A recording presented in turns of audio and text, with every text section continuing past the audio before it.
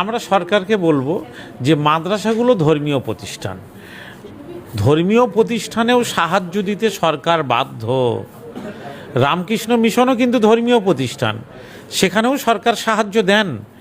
তাহলে রামকৃষ্ণ মিশনের যদি রামকৃষ্ণ পরমহংসদেবের মতাদর্শ মেনের অধিকার থাকে, তাহলে মাদ্রাসাগুলোতে কেন হজরত মুহাম্মদ সাল্লাল্লাহু আলাইহি ওয়াসাল্লামের যে আদর্শ সেটা মেনে চলার এবং সেটা মেনে ছাত্র গড়ার অধিকারকে কেন কেড়ে নেওয়া হবে?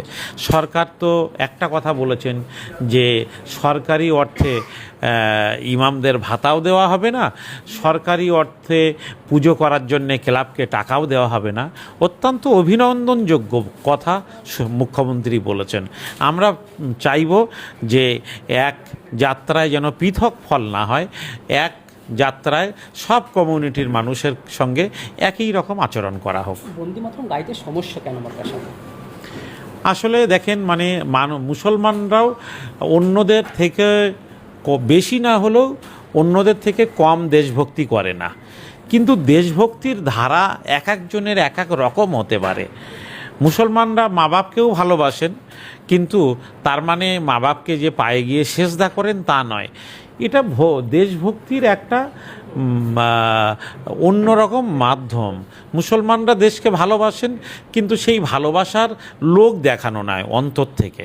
মুসলিম এলাকায় 15ই আগস্ট স্বাধীনতা দিবসের দিনে ঘুরবেন, মুসলিম এলাকায় 26শে জানুয়ারি সাধারণতন্ত্র দিবসের দিনে ঘুরবেন, দেখবেন তেরঙ্গা পতাকায় সুশোভিত হয়।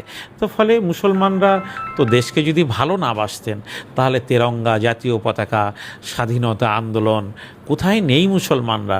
নেতাজির যেমন, সুভাষচন্দ্র বসুর যেমন সঙ্গ দিয়েছেন শাহনওয়াজ, তেমন জাতির জনক মহাত্মা গান্ধীর সঙ্গ দিয়েছেন মাওলানা আবুল কালাম আজাদ।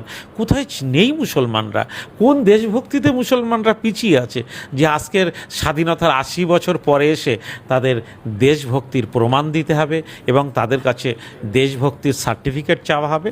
এগুলো বাড়াবাড়ি করা, এগুলো দেশভক্তি নয়, এগুলো রাজনীতি। অনুগ্রহ করে ধর্মীয় বিষয়ে পলিটিক্স না করার জন্যে সবার কাছে আমরা অনুরোধ করব।